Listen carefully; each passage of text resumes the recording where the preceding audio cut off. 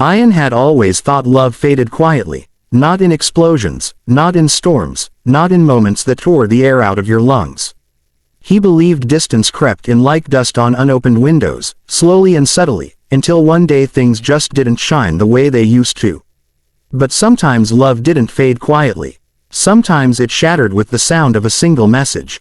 It was a calm Friday evening, the kind where the clock ticked louder than usual and the house smelled faintly of rain.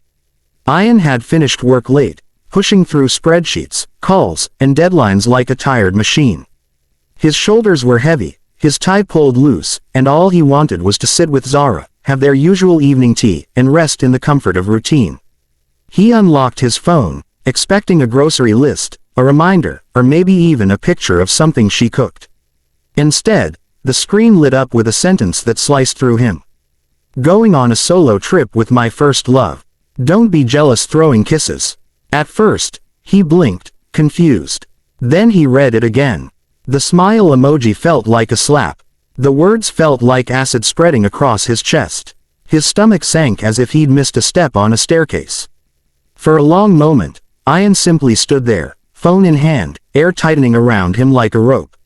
He could hear the faint rustle of bags from the bedroom, the sound of things being zipped, folded, tucked away. When he finally walked toward the bedroom, each step felt heavier than the last. Zara stood by the bed, packing a small backpack. Her hair was tied in a messy knot, her face glowing, not in guilt, not in secrecy, but in something that unsettled him even more. Excitement. Where are you going? His voice came out lower than he intended, controlled but trembling beneath the surface. Zara didn't flinch. She looked up with a soft smile, the kind she used to give but somehow hadn't in months. A trip, she said simply. Just a short one. I need fresh air. Time to breathe. A solo trip, he asked, trying to keep his voice steady. Then why did your message say you're going with your first love? She continued folding clothes, her expression unreadable. Ian, you take everything so literally. That message didn't sound like a joke. Zara zipped her backpack shut, then finally faced him. Maybe I don't want it to sound like one. His breath hitched. Zara, what are you saying? I'm saying I need space. Space. With another man. Her jaw tightened, but her eyes didn't show panic. Instead, they held something like exhaustion. I'm going with someone who made me feel alive once. Someone I lost long before I met you. His heart cracked. Who was he? She inhaled slowly, like she was gathering strength. Someone who understood me, and I don't. You used to. Her voice dropped. But life changed. You changed. We both did. A deep, sharp ache spread through him. 8 years together, now reduced to this. A cryptic text and a cold explanation. Zara, if you're unhappy, talk to me. Not this. She looked away. Talking hasn't worked for months. Because you don't talk. He snapped, then instantly regretted the rise in his voice. Zara slung the backpack over her shoulder. I'm leaving for 3 days. Don't overthink it, and don't make a scene. Am I not allowed to react? He whispered. Ian, please, I just need to breathe. And your first love makes it easier. She didn't answer. She walked past him, leaving behind the fading scent of her perfume and 8 years of memories that suddenly felt fragile. The door clicked shut, gently, almost politely. But to Ian, it felt like a coffin being sealed. He stood there for a long time, listening to the silence swelling in the house. It wasn't the kind of silence that followed arguments.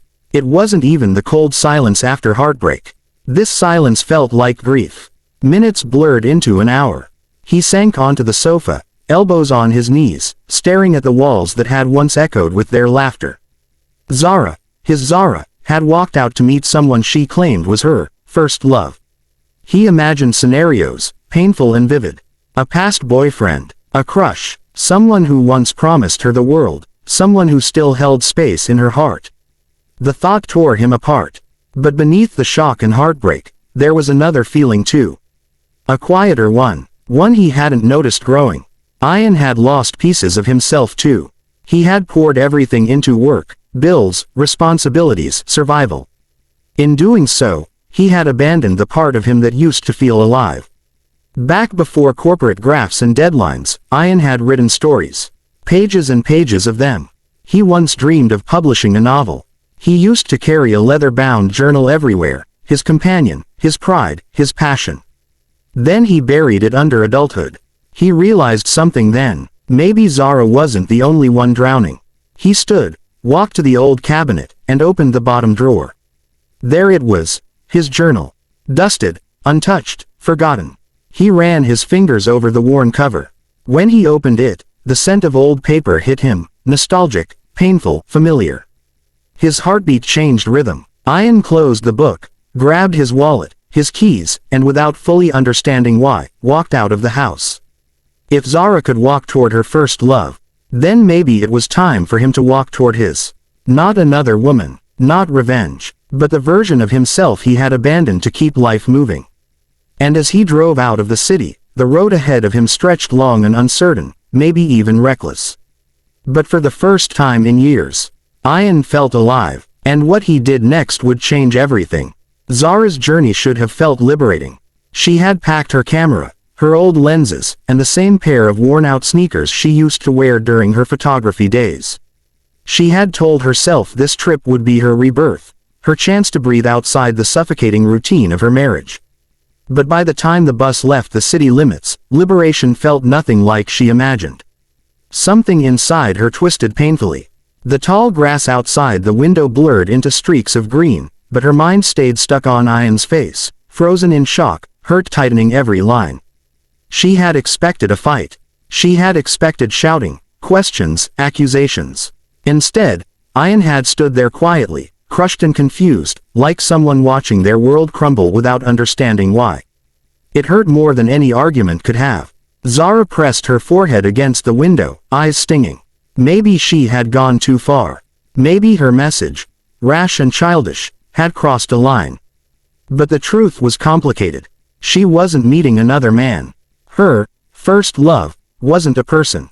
It was photography. It was the feeling of being alive behind a camera, the thrill of capturing stories through frames, the sense of identity she had once worn like a second skin. But after marriage, she'd slowly let that passion die under housework, responsibilities, and the quiet pressure to be a proper wife. The worst part, Ian never asked her to give it up. She had just assumed she needed to. And somewhere along the years, she started resenting him for the choices she had abandoned on her own. This trip was supposed to be her way of reclaiming herself. But the moment she stepped off the bus at the hill station, she felt more lost than found. The town was beautiful. Mist floating lazily between mountains, wooden cottages lined with flower boxes, the scent of pine thick in the air. Zara inhaled deeply, letting the cool breeze brush her skin. She tried to immerse herself in the scenery. She lifted her camera, clicked a few shots, mountain peaks, a lone child flying a kite, an elderly couple sipping tea outside a shop. But the satisfaction didn't hit her the way it used to. Her fingers trembled around the camera. Her chest tightened. With each click, one thought kept circling back. Why didn't Ian call? In the past, even if she left for her mother's house, he'd text every few hours, "Have you eaten? Did you reach safely? Missing you." But now, nothing. And that silence terrified her. On the second day, as she was photographing a waterfall, her phone vibrated. Her heart shot to her throat. Ian. But it was just a message from the bank. She felt ridiculous, standing there with water misting her face, waiting for a man she had deliberately hurt to chase after her. Maybe he was angry. Maybe he was done. Maybe he was distancing himself just like she'd done to him. The thought left her cold. By the third day, worry outweighed every ounce of excitement. Her hands shook when she booked the early bus home. Back in the city, the house felt too quiet. Too neat. Too empty. Ian. She called out. No answer. Her heart hammered. She searched every room. The bedroom, the kitchen, the balcony. Nothing. Then she noticed the refrigerator. A small yellow paper was stuck under a magnet. Her breath caught when she read it. I went on a trip too. With my first love. Don't be jealous. Her knees nearly gave out. It was her text, thrown back at her, but not in anger. Not in revenge. It was a message heavy with hidden meaning. Ian hadn't gone after another woman. That wasn't who he was.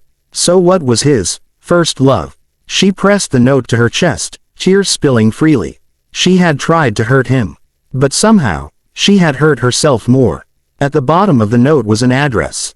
A coastal town, far from their home. Without waiting a second, Zara grabbed her keys and rushed out. The drive felt endless. By the time she reached the beachside road, the sun had started sinking, painting the sky orange, pink, and purple. Waves crashed loudly against the rocks.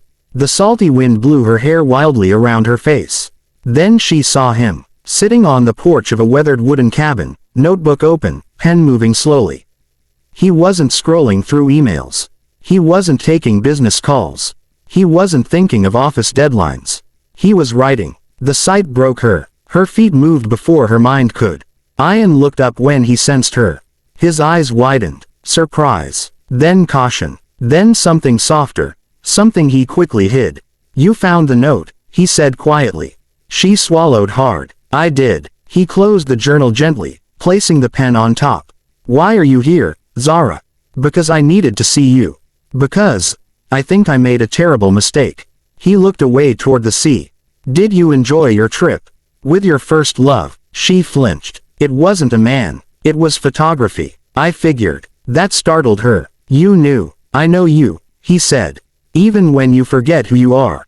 Her eyes stung. "Ian, why didn't you call me? Or text me?" He lifted the journal and tapped it. "Because I needed to breathe too. And this, writing. This was the only thing that ever made me feel whole before life got heavy." Zara stepped closer, voice trembling. "So this is your first love?" His lips curved into a small, painful smile. "My oldest one. And she treats you well," she whispered, tears blurring her vision. He finally looked at her, really looked. "She reminds me who I used to be. Before I became someone even I didn't recognize." Zara broke. She pressed her forehead against his chest, sobs shaking her. "I didn't go to meet anyone. I swear. I just wanted you to notice how much I was losing myself. You didn't have to hurt me to show me your pain," he whispered, wrapping trembling arms around her. "You just had to talk." "I know," she cried. "I was scared you wouldn't listen. I was scared you didn't care anymore." They clung to each other in the fading sunlight, two people who had forgotten how to love themselves, trying desperately to remember how to love each other. After a long moment, Ian lifted her chin. "So what now?" Zara sniffed, wiping her cheeks. "Now, we stop running from ourselves. And from each other," he added. She nodded. "And no more dramatic texts." Ian let out a weak laugh and pulled her close. "Deal." They stood there, surrounded by the roar of the ocean and the quiet promise of something new. Not the old love they had lost, but a new one, built on truth, passion, and the courage to choose each other again. And this time, they knew exactly what they were fighting for.